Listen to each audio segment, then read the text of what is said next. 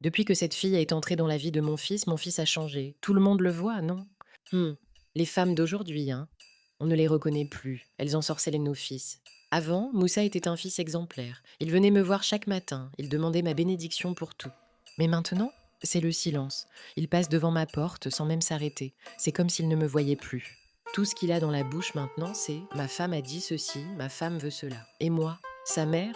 C'est à ce moment-là qu'Aminata est arrivée. Elle apportait de l'eau, comme chaque jour, sans faire de bruit. Elle a tout entendu, chaque mot, chaque reproche, chaque critique lancée devant les étrangères de la concession.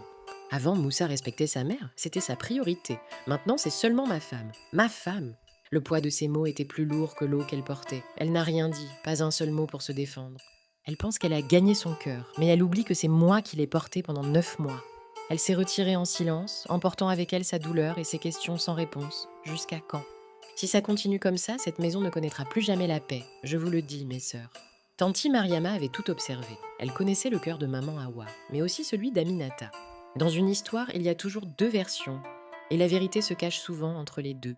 Le silence d'Aminata n'est pas une faiblesse, c'est peut-être le cri le plus fort de cette maison. C'est alors que Moussa est arrivé. Il a senti immédiatement que l'air était chargé d'électricité et de reproches. Il n'a rien dit, pas un mot. Il cherchait dans le regard de sa mère une raison à ce silence glacial. Aminata le regardait de loin. Ses yeux suppliaient son mari de comprendre, de la voir, de la protéger. Moussa était pris entre deux feux, entre le respect dû à sa mère et l'amour qu'il portait à sa femme. Le spectacle était fini pour aujourd'hui, mais le venin était déjà injecté dans les veines de la famille. Que fera Moussa? Saura-t-il ramener la paix ou la fracture deviendra-t-elle irréparable? Le cœur d'une mère est puissant, mais le silence d'une femme blessée peut faire trembler toute une maison. Rendez-vous. Dans le silence de la nuit, les cœurs parlent plus fort que les mots. Aminata ne peut plus se taire. Moussa, pourquoi tu ne dis rien quand ta mère m'humilie? Pourquoi ce silence qui me tue? Tu connais ma mère, si je parle, ça va créer des problèmes. Je veux juste la paix. Donc moi je dois souffrir pour que tout le monde soit en paix? Ma dignité ne compte pas? Mais les murs ont des oreilles. Et maman Hawa n'aime pas être remise en question. L'humiliation devient publique. Devant toute la famille, le procès d'Aminata commence.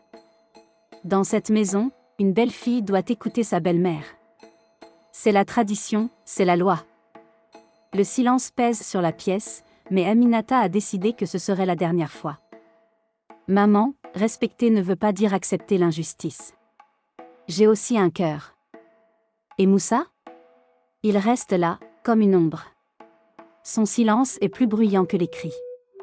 C'est alors que Baba Sékou s'interpose. La voix de la sagesse face au chaos. Quand un homme se marie, il doit protéger son foyer. C'est sa mission sacrée. Le silence d'un homme peut détruire sa maison. Si tu ne parles pas, tu perds tout. Tout le monde attend. L'avenir d'un foyer repose sur une seule parole qui ne vient pas. Le silence du mari. Sera-t-il le tombeau de leur amour? Tanti Mariama a révélé ce que tout le monde ignorait. Hawa avait peur de perdre son fils Moussa, comme elle avait perdu son mari. La foule murmurait face à cette douleur cachée. Aminata a répondu avec le cœur « Je ne veux pas prendre votre fils, je veux construire une famille avec vous. » Mais le cœur d'Hawa restait fermé par la peur. C'est alors que Moussa a dû faire un choix. Il s'est levé et a dit « Maman, je te respecte, mais ma femme mérite le respect aussi. » Un silence de mort est tombé sur la maison.